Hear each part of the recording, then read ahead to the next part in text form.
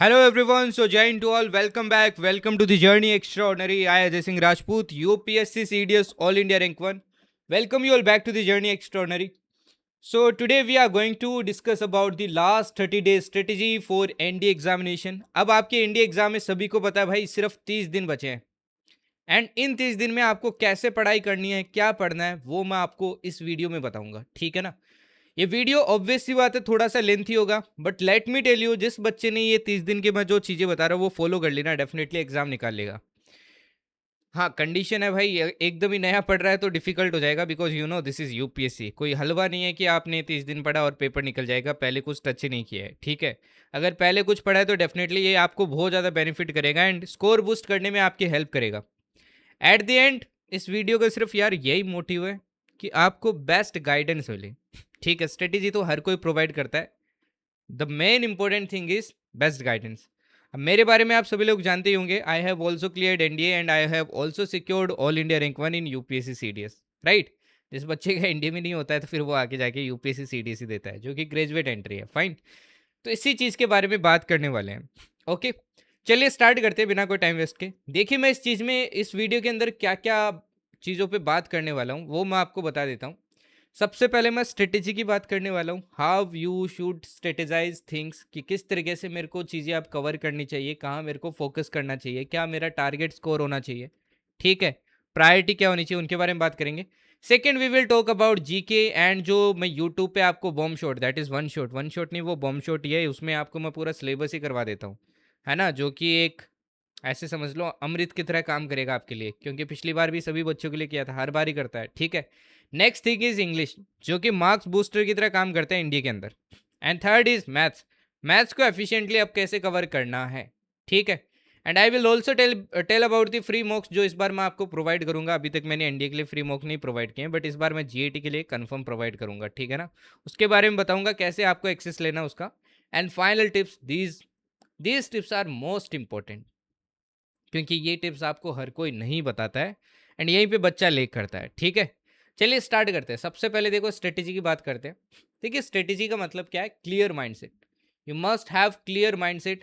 चीज़ें क्लियर होनी चाहिए आपके दिमाग के अंदर कि मेरे को क्या चीज़ प्रिपेयर करनी है, कैसे प्रिपेयर करनी है, राइट। नाउ देखो यार, जैसे अपन ओटी की बात करते हैं, सीडीएस की बात करते हैं, वैसे ही एनडी का सीन है। अब बॉयज़ एंड गर्ल्स का कंपटीशन अलग चलता है ना। एंड यू नो इसका सिंपल सा रीज़न है, क्योंकि दोनों की वैकेंसीज अलग अलग रहती है, तो अब कट ऑफ भी क्या निकालते हैं, अलग अलग निकालते हैं। तो गर्ल्स को ऑब्वियस सी बात है थोड़ी मेहनत ज़्यादा करनी पड़ेगी, मेहनत ज़्यादा इनकी मेहनत से, इनकी मेहनत से, बॉयज़ की मेहनत से गर्ल्स को ज़्यादा मेहनत करनी पड़ेगी। पहली चीज़ तो ये माइंड में बिठा लो, मेरे को पढ़ाई ज़्यादा करनी पड़ेगी, ठीक है। अब दूसरी चीज़ देखिए, दूसरी चीज़ आती है टारगेट सेटिंग। देखिए जब भी अपन कोई चीज़ प्लान करते हैं ना, सबसे पहले अपने पास टारगेट होना चाहिए कि मेरे को एक्चुअली अचीव क्या करना है। जब आपके पास वही चीज़ नहीं पता है कि अचीव क्या करना है, तो स्ट्रेटेजी किस चीज़ के लिए बना रहे हो, ठीक है ना। नाउ सी, आपका एक टारगेट स्कोर होना चाहिए, आप इंडिविजुअली डिसाइड कर सकते हैं। मैं आपको मिनिमल टारगेट स्कोर बता रहा हूँ, जो कि आपको करना ही करना है, उसके ऊपर आपको अपग्रेड करते जाना है, इंक्रीज करते जाना है, ठीक है ना, ओके। अब देखो गर्ल्स के लिए मैं अलग बताता हूँ और बॉयज़ के लिए मैं आपको अलग बताता हूँ। नाउ देखिए गर्ल्स के लिए जो टारगेट स्कोर होना चाहिए ना रिटर्न में, वो होना चाहिए 400 प्लस मिनिमम, इतना तो करना ही करना है। एंड बॉयज़ के लिए मैं बताऊंगा यही आपका टारगेट स्कोर होना चाहिए, आपका 350 प्लस। नाउ देखिए कट ऑफ की अगर बात करें तो इफ़ यू रिमेंबर, जो आपका एनडी 2025 हुआ था, उसमें गर्ल्स की कट ऑफ थी आपकी 358 एंड बॉयज़ की थी 304।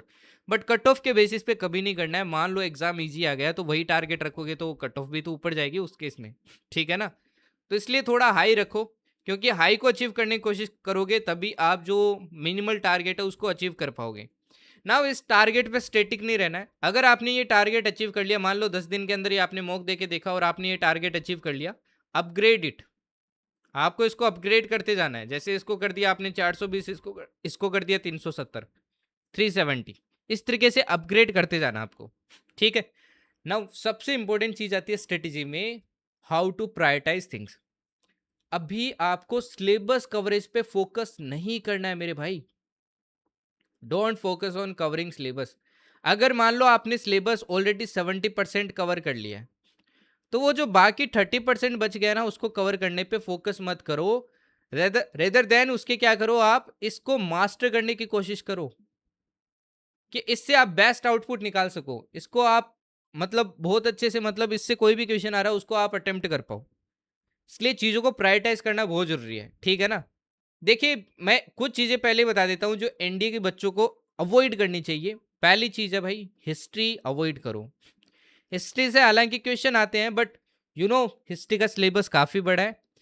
उसकी बजाय आप बाकी सब्जेक्ट्स पढ़ के क्या कर सकते हो, काफ़ी नंबर बना सकते हो। हाँ, जिसने हिस्ट्री पढ़ लिया उसकी बात अलग है, जिसने नहीं पढ़ा है मैं उसको बोल रहा हूँ हिस्ट्री मत पढ़ो। Second, economics. इकोनॉमिक्स भी आपको नहीं पढ़ना है। अगर आपको कोई बोल रहा है ना कि इकोनॉमिक्स पढ़ो, तो नहीं पढ़ना है, ये तो गलती से भी नहीं पढ़ना आपको। इकोनॉमिक्स में सिर्फ एक चैप्टर है जो कंफर्म है आपको पढ़ना ही पढ़ना है, सिर्फ एक chapter, that is 5 years plan. उसके अलावा इकोनॉमिक्स में कुछ भी नहीं पढ़ना आपको, ठीक है ना? चाहे आपको इकोनॉमिक्स के 2-3 क्वेश्चन भी दिख रहे हैं तो भी नहीं पढ़ना है। टाइम वेस्ट नहीं करना है भाई, स्मार्टली पढ़ाई करनी है, सब कुछ कवर नहीं करना है। ये कोई 10th या 12th बोर्ड का एग्जाम नहीं है सब कुछ कवर कर लोगे, यूपीएससी का एग्जाम है, ठीक है ना? तो इतना तो दिमाग लगा के चलना। अभी आपको मेच्योर कैंडिडेट की तरह बिहेव करना है भाई, ऑफिसर बनने जा रहे हो इतनी यंग एज में, तो डेफिनेट सी बात है उसी टाइप का आपका माइंडसेट होना चाहिए। ये दो चीज़ तो अवॉइड ही अवॉइड करनी है। फोकस सबसे ज्यादा कहाँ करना है, फोकस सबसे ज्यादा देखो कहाँ करना है वो बता रहा हूं मैं। सबसे पहला है साइंस, ठीक है, जीएस के अंदर। दूसरा है आपकी ज्योग्राफी। तीसरा आपका करंट अफेयर्स। ओके। चौथा है आपका पॉलिटी। दीज 4 सब्जेक्ट ये एकदम मास्टर करनी है आपको। इसके अलावा मैथ्स प्लस इंग्लिश, ये चीजों पे फोकस करना है। इसके बाहर आपको कुछ भी नहीं देखना है। एक चीज और इंक्लूड कर सकते हो, दैट इज डिफेंस। इसके बाहर आपको कुछ भी नहीं देखना है, सिर्फ इतने पे ही आपको मतलब फोकस करके रखना है। ये हिस्ट्री, इकोनॉमिक्स, इन्वायरमेंट इन्वायरमेंट वगैरह भी नहीं करना आपको। Avoid environment and all this stuff, ठीक है ना? इन्वायरमेंट हो गया, कंप्यूटर हो गया, अभी तक कंप्यूटर नहीं पूछा गया, जब तक नहीं पूछा जाएगा तब तक नहीं करोगे। इस बार मान लो 5 क्वेश्चन आ गए, तब अगली बार से प्रिपेयर करोगे, तब तक नहीं करोगे, ठीक है? तो ये देखो, ये सारी चीजें आपकी प्रायोरिटी होनी चाहिए अभी के लिए। ओके, अब ये प्रायोरिटी का ऑर्डर क्या होगा ये थोड़ी देर में बताऊंगा। सबसे पहले ये चीज नोट कर लो कि मेरे को यही सब पढ़ना और कुछ नहीं पढ़ना है। अब कहाँ से पढ़ना है वो भी मैं बताऊंगा आपको। अब इस बार ये देखो, मैं हमेशा चीजें प्रेडिक्ट करता हूँ एंड जनरली सही जाती है मेरे प्रेडिक्शंस। तो मैं कुछ चीजें प्रेडिक्ट करना चाहता हूँ ना। काफी बच्चों में यार पैनिक होगा कि पिछली बार क्या आई थी, आपकी जो फिजिक्स थी, फिजिक्स टफ थी, है ना? जो हर बार पूछते वैसा नहीं होता है। मैं आपको एक चीज बताता हूँ, ऐसा ना यूपीएससी हर 3-4 साल बाद करता है। आप पहले भी देखोगे ना, आई थिंक 2023 का पेपर है, उसमें भी यूपीएससी ने किया था। 2019 का पेपर है, उसमें भी यूपीएससी ने एनडीए के अंदर ऐसा किया था। तो वो साइंस के अंदर हर थोड़ी टाइम बाद करता है। मेरा प्रिडिक्शन ये है कि इस बार आपका साइंस टफ नहीं आएगा, साइंस इजी आएगा, वोट आई फील सो, ठीक है ना? इजी इन द सेंस कि 11th-12th का इतना ज़्यादा भी आपसे नहीं पूछा जाएगा। बट फिर भी अगर आपको डर लगता है तो आप कुछ सिलेक्टेड टॉपिक्स कर सकते हो साइंस के अंदर, सिलेक्टेड टॉपिक्स ना। मैं भगवान तो नहीं हूँ, बट ये मैं एक्सपीरियंस के बेसिस पे बता रहा हूँ। इतने साल हो गए मुझे पढ़ाते हुए एंड मैंने इन एग्जाम्स को इतना ज़्यादा दिया है, तो मुझे इन चीज़ों का नॉलेज है, ठीक है? उसी के बेसिस पे मैं बता रहा हूँ। तो आप सिलेक्टेड टॉपिक्स कर सकते हो, ठीक है ना? तो साइंस को यार अंडर एस्टिमेट मत करके चले जाना कि यार ये तो टफ आएगा, कैसे करेंगे कैसे नहीं करेंगे, ठीक है? दूसरा, अगर मैं ओवरऑल पैटर्न की बात करूं, ओवरऑल पैटर्न, तो वो आपका एवरेज ही रहेगा। मतलब जो ND1 2026 था कुछ वैसा सही रहेगा, ज़्यादा कुछ चेंजेस नहीं आएगा, मेजर चेंजेस आपको नहीं देखने को मिलेंगे इसमें, ठीक है ना? अब चलिए अपन सब्जेक्ट वाइज बात करते हैं, कहाँ से कवर करना है एंड क्या प्रायोरिटी रखनी है सब्जेक्ट के अंदर। सबसे पहले आता है जीके। देखिए, अगर अपन एनडीए की बात करते हैं, एक पेपर है मैथ्स का, राइट? वो तो अलग से ही है, ठीक है, वो तो अलग से ही है आपका। और दूसरा पेपर आपका GAT का, ये मैथ्स वाला आपका 300 नंबर का, एंड GAT का आपका कितने का भाई? ये है 600 नंबर का, जिसमें अगेन 2 सेक्शन में डिवाइड कर सकते हैं। जीके पार्ट 100 क्वेश्चन और 50 क्वेश्चन इंग्लिश। तो इस तरीके से अपन डिवाइड कर सकते हैं, ठीक है ना? वही मैथ्स के कितने क्वेश्चन आएंगे? 120 क्वेश्चन आएंगे। नाउ सी, सब्जेक्ट वाइज भी एक टारगेट लेके चलो, मैं सब्जेक्ट वाइज बताते चलूंगा जैसे जैसे सब्जेक्ट आता है। देखिए, जीके के 100 क्वेश्चन आएंगे, इन 100 में से 50 क्वेश्चन होंगे साइंस के, बाकी के 50 होंगे आपके, बाकी जो जीएस के सब्जेक्ट्स हो गए, जैसे कि आपका ज्योग्राफी हो गया, आपका पॉलिटी हो गया, आपका राइट, हिस्ट्री हो गया, करंट अफेयर्स हो गया, ये सारी चीजें आएगी ना। 50 क्वेश्चन देखो साइंस के आ रहे हैं, अगर इस पे फोकस नहीं करोगे तो कुछ नहीं चलेगा भाई। ये 50 क्वेश्चन टफ है, ये 50 क्वेश्चन इजियर है, तो इन पे सबसे पहले टारगेट करो। Your priority should be like this. सबसे पहले फिजिक्स को करो, फिजिक्स के क्वेश्चन सबसे ज्यादा आते हैं। उसके बाद में आप करो बायोलॉजी को, क्योंकि रिलेटिवली इजी है केमिस्ट्री से। इसके बाद में करो केमिस्ट्री को, then move to physical geography, physical geography, then move to Indian geography, and then move to polity, and polity के बाद में मूव करो आप करंट अफेयर्स, करंट अफेयर्स के बाद में आप कर सकते हो ह्यूमन ज्योग्राफी। ठीक है ना, ये आपका प्रायोरिटी ऑर्डर होना चाहिए। एंड ये जो आप करंट अफेयर्स करोगे, इसमें ध्यान रखना डिफेंस भी करना है, डिफेंस का करंट अफेयर आता है। ठीक है ना, डिफेंस भी आपको प्रिपेयर करना है। This should be your priority order. सबसे पहले फिजिक्स को अच्छे से प्रिपेयर करो, देन मूव टू बायोलॉजी। अब कहाँ से प्रिपेयर करना है, देखो मैंने आपके वन शॉट्स करवा रखे हैं, ये 5 महीने पहले करवाई थी, पिछले बैच पिछले वाले में आपके सेशन में ऑलरेडी 1 लाख से ज़्यादा लोग देख चुके हैं। ये प्लेलिस्ट फॉलो कर सकते हो, जिसका नाम है CDS NDA 2 2026 GS revision package. इसी चैनल पे मिल जाएगा, प्लेलिस्ट के अंदर सारी मतलब क्लासेज मिल जाएगी। अब ये जैसे इकोनॉमिक्स है, ये इकोनॉमिक्स नहीं करना आपको, इस इकोनॉमिक्स में सिर्फ एक चैप्टर आपको करना है, दैट इज 5 ईयर प्लान। उसके अलावा कुछ नहीं करना है, कुछ भी नहीं। टाइम वेस्ट मत करना भाई, टाइम वेस्ट करना है तो जिंदगी पड़ी है टाइम वेस्ट करने के लिए, यहाँ मत करना, एक अटेम्प्ट चला जाएगा। ठीक है ना, अब देखो मैंने करवाया है, मैं कहने को बोल सकता हूँ ना भाई कर लो, क्यों नहीं बोल रहा हूँ, क्योंकि एग्जाम में नहीं आता है। यही गाइडेंस देखो डिफरेंस क्रिएट करती है, कौन सा बच्चा सिलेक्ट होगा कौन सा नहीं होगा। आप ना 2-3 क्वेश्चन के पीछे मत भागो, आप बल के पीछे भागो, तब आप क्लियर कर पाओगे। देखो पेपर 900 नंबर का है, आपको 900 में से 900 नहीं लाने और ना ही कोई ला सकता है। आपको जो मैंने टारगेट बताया उतना ही लाना है, 50% जो है, इसका 50% भी ले आते हो तो आपका पेपर क्लियर है, राइट। तो उसके पीछे आपको भागना है। ठीक है ना जी, ओके। तो इस प्रायोरिटी में आपको प्रिपरेशन करनी है जीके के अंदर, ये बात आपको ध्यान रखनी है। Okay fine. सेकेंड चीज, करंट अफेयर्स को देखो आप ना एक शॉर्ट फॉर्म में करना बंद कर दो। शॉर्ट फॉर्म में जो करते हो ना, 1 वर्ड करते हो, वो नहीं करना है भाई। लॉन्ग वे में करो, जो मैं आपको पीआईबी के आर्टिकल्स करवाता हूँ। एंड करंट अफेयर्स कहाँ से कहाँ तक करता है, देखो प्रायोरिटी है अप्रैल से लेके जुलाई तक। ठीक है ना, जुलाई नहीं सॉरी, अगस्त, अगस्त। अगर ये कर लेते हो या ऑलरेडी आपने कवर कर रखा है, तो आप जैन से मार्च भी कर सकते हो, क्योंकि थोड़ा पुराना भी इन्होंने पूछना स्टार्ट कर दिया है। ठीक है ना, ये बात आपको ध्यान रखनी है।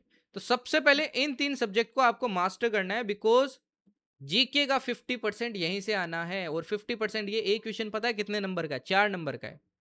आपकी ओवरऑल कट ऑफ जीके से ही निकलेगी। ठीक है ना, जीके से ही ओवरऑल कट ऑफ निकलेगी, मैथ्स में इतना स्कोर नहीं कर पाओगे, जीके से ओवरऑल कट ऑफ निकलेगी। अगर मान लो ये 50 क्वेश्चन आ रहे हैं, 40 भी कर लिए ना यहाँ पे, तो 160 नंबर होते हैं। ओके, इसके बाद में फिजिकल ज्योग्राफी पे करो, फिजिकल ज्योग्राफी के भी वन शॉट वगैरह देखो मैंने करवा रखे हैं, कंप्लीट फिजिकल ज्योग्राफी। ये सब कवर करना है आपको, लास्ट 1 मंथ में यही सब कवर करना है। ठीक है, अब कैसे कवर करना है वो भी मैं थोड़ी देर में बताऊंगा आपको। Next let's move to English. English की बात करें तो इंग्लिश में देखो अगेन ये मार्क्स बूस्टर है, क्योंकि 50 क्वेश्चन आते हैं एंड टोटल हो गए भाई 200 नंबर, 200 मार्क्स।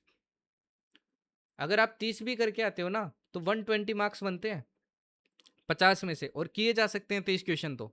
ठीक है ना, अब देखिए इंग्लिश के लिए मैंने एक प्लेलिस्ट बना रखी है, ये प्लेलिस्ट में जो आपकी जितनी भी वीडियोस हैं उनको फॉलो करना है। इसके अलावा वोकेब पे फोकस करो। वोकेब के लिए क्या करना है, 15 ईयर्स की, 15 ईयर्स की एनडीए और सीडीएस दोनों की पीवाईक्यू वोकेब करनी है आपको। और वो कहाँ मिलेगी, मेरे मेन चैनल पे जाना, जर्नी एक्स्ट्राऑर्डिनरी।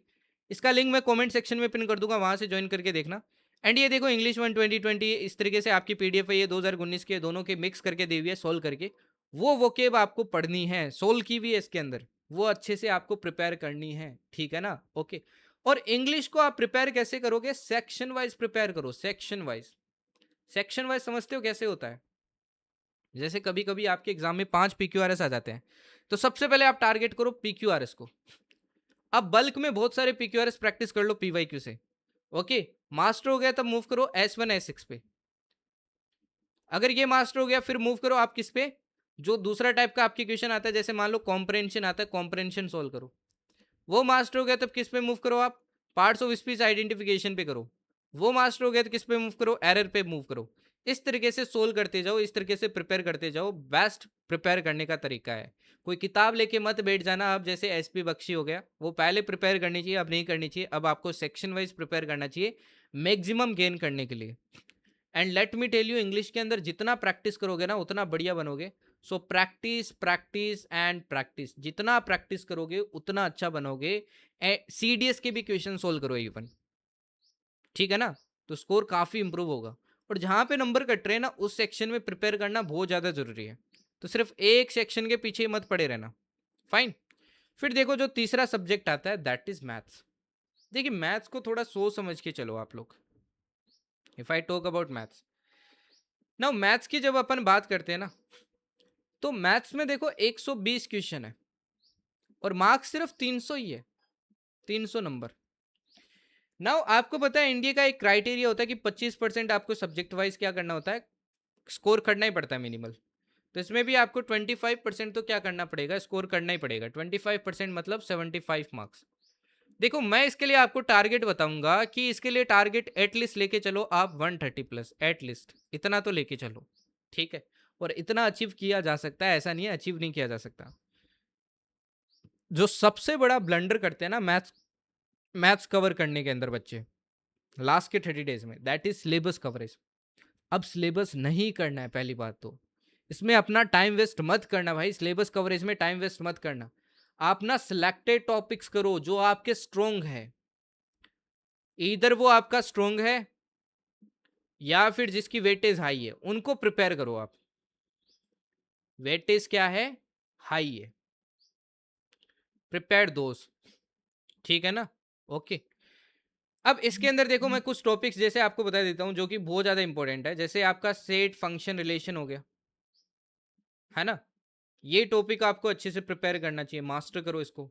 क्वाड्रेटिक इक्वेशंस हो गई, क्वाड्रेटिक से काफी क्वेश्चन आते हैं आपके एग्जाम में, prepare this. Sequence and series हो गया आपके, इसको भी मास्टर करो। आपके मैट्रिसेस एंड डिटर्मिनेंट्स हो गए, ये इजी टॉपिक्स है जिनको आप प्रिपेयर कर सकते हो। ये मैट्रिसेस डिटर्मिनेंट्स, आपके सीरीज हो गया, ठीक है। ट्रिग्नोमेट्री, ट्रिग्नोमेट्री भाई प्रिपेयर करो, काफ़ी इजी है, सबसे इजी तो मैं ट्रिग्नोमेट्री बोलूंगा क्योंकि काफ़ी शॉर्टकट से क्वेश्चन सॉल्व हो जाते हैं। स्टैटिस्टिक्स भी आपका काफ़ी इजी है, इसको भी प्रिपेयर करो।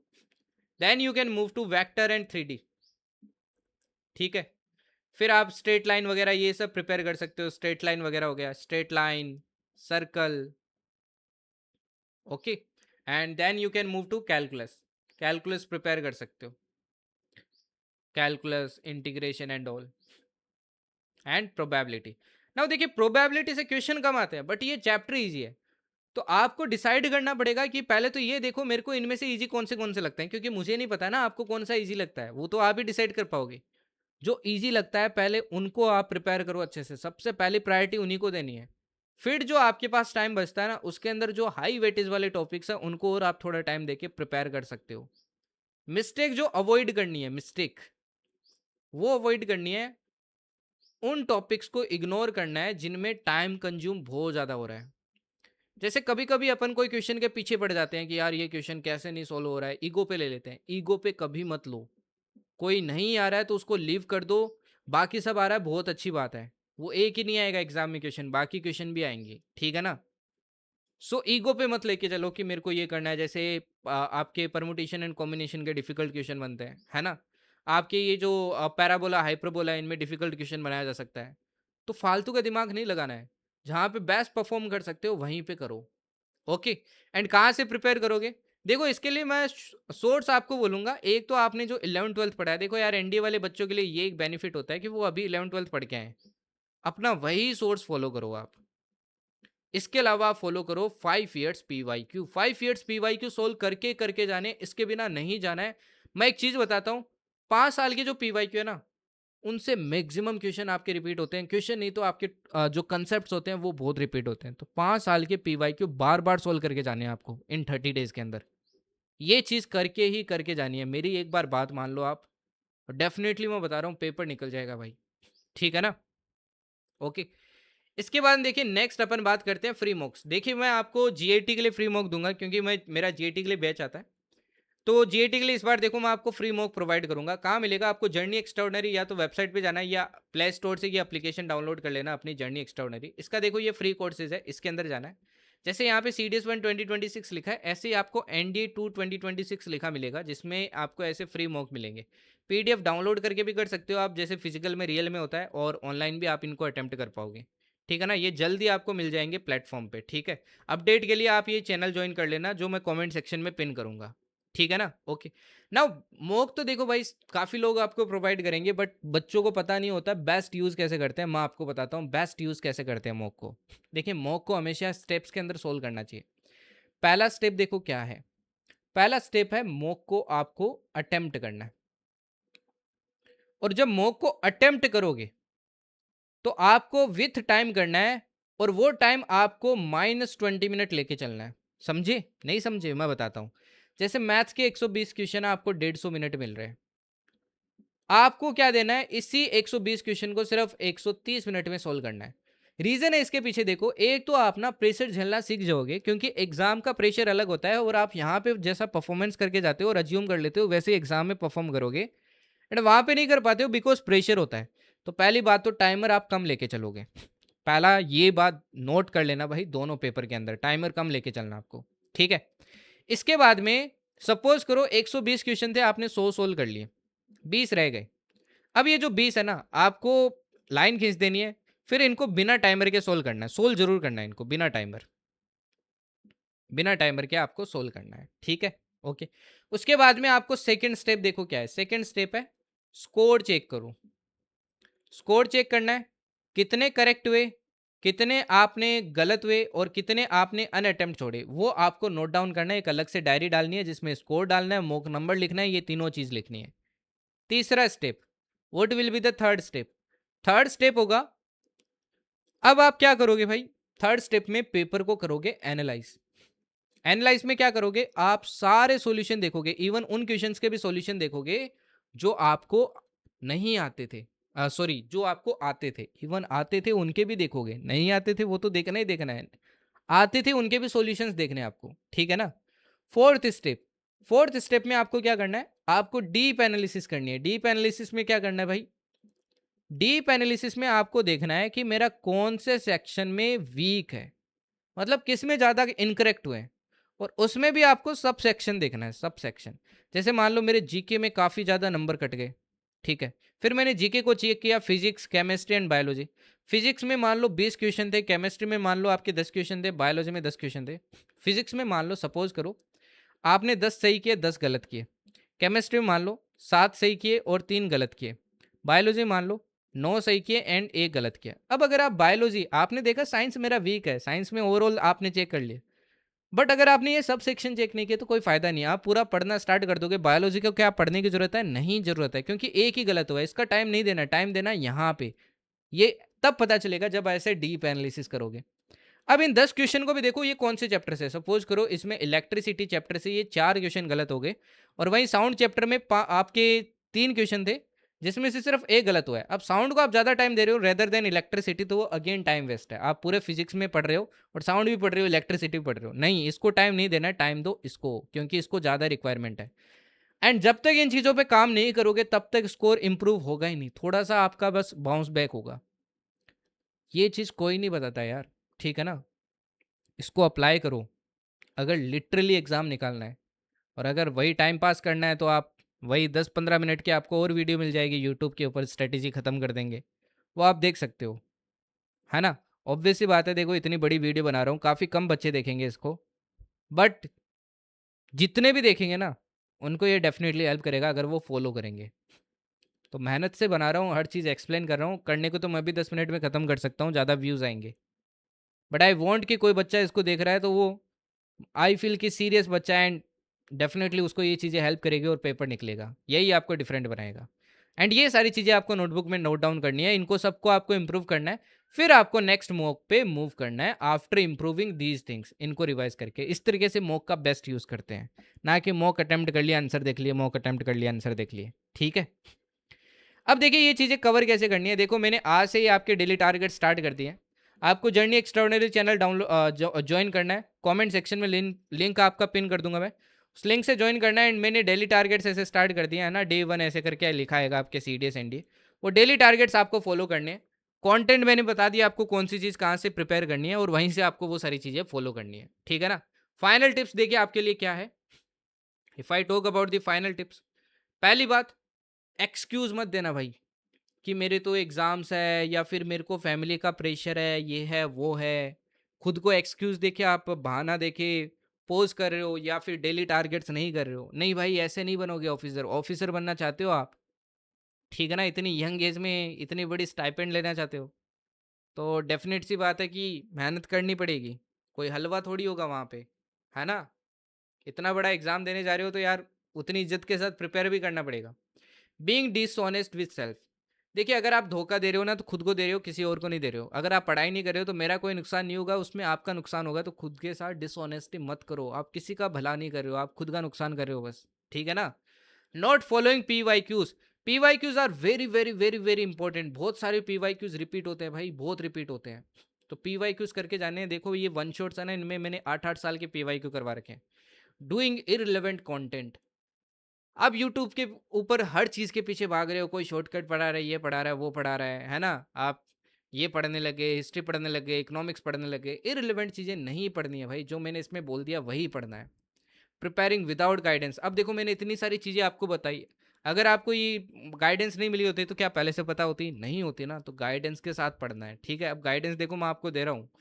Not revising, focusing on syllabus coverage, syllabus coverage पे फोकस नहीं करना है। जो कवर कर लिया उसको मास्टर करो। अवॉइडिंग मॉक्स, मॉक कभी भी भाई अवॉइड मत करना। मॉक अवॉइड करोगे तो पेपर आपको अवॉइड कर देगा और पेपर नहीं निकलेगा। रनिंग आफ्टर एवरीथिंग, हर चीज़ के पीछे नहीं भागना है, ये वही आपका सिलेबस कवरेज है। जितना कर लिया उसको बेस्ट करो, ठीक है ना। Wasting time in irrelevant and unproductive stuff, अब फालतू चीज़ों में टाइम वेस्ट मत करो। इवन मैं बोलूँगा फैमिली में भी टाइम कम स्पेंड करो। मूवी देखने चले जाना, दोस्तों के साथ चिल करना, गेम खेलना, ये सारी चीज़ें कम कर दो यार। 1 महीना है तो करना है, तो कम कर दो, क्या पता ज़िंदगी बदल जाए, है ना। एक बार सोचो, इतनी यंग एज में NDA चले गए, क्या इज्जत होगी आपकी सोसाइटी के अंदर, और क्या आपकी फैमिली का लाइफस्टाइल होगा आगे जाके, और क्या आपका लाइफस्टाइल होगा। सबसे इंपॉर्टेंट योर लाइफस्टाइल, है ना। खुद को लिमिट मत करो, पढ़ो। इवन रात में भी देर रात तक पढ़ो, वही आपको अलग बनाएगा। नाउ फाइनल थिंग जो मैंने CDS एस्पिरेंट्स को भी बोला था, don't stop until I ask, and let me tell you, I will never ask, ठीक है ना। तो रुकना नहीं है भाई, पढ़ाई करनी है, मेहनत करनी है यार। NDA भाई एक ऐसी चीज़ है, आपको बताऊं, ये हर डिफेंस डिफेंस एस्पिरेंट का पहला प्यार होता है। पहला पहला प्यार है ना, वही वाला सीन है। हर किसी को नहीं मिलता ये, ठीक है ना। देखा है ना पहला प्यार हर किसी को नहीं मिलता है। सो इज्जत के साथ पढ़ो यार इसको, इतनी बड़ी अपॉर्चुनिटी मिल रही है आपको। NDA एक ऐसी भाई इंस्टीट्यूट है, वहाँ पे आप बहुत सारी चीज़ें अचीव कर सकते हो फिर लाइफ में, जो आप नॉर्मल लाइफ में अचीव नहीं कर सकते हो। समझ रहे हो मेरी बात। इवन सपोज करो आप इंडियन एयरफोर्स के अंदर भी जा रहे हो ना, एंड आप फाइटर पायलट बन रहे हो, या फिर आप ट्रांसपोर्ट पायलट बन रहे हो, ट्रांसपोर्ट पायलट बन रहे हो, आप आगे जाके कॉमर्शियल में जा सकते हो। और अगर आप ऐसे कमर्शियल में जाओगे, पता है पैसे कितने लगेंगे? एक बार सर्च करके देखना कितने पैसे लगेंगे। जितना आप अगर कॉर्पोरेट में जाओगे तो आई थिंक लाइफ कमाने में लग जाएगी आपकी। दैट्स वाई ये जो अपॉर्चुनिटी है, सबसे बेस्ट अपॉर्चुनिटी है अपनी कंट्री को सर्व करने के लिए, अपनी लाइफस्टाइल बेहतर बनाने के लिए, अपनी फैमिली की ट्रेजेक्ट्री चेंज करने के लिए।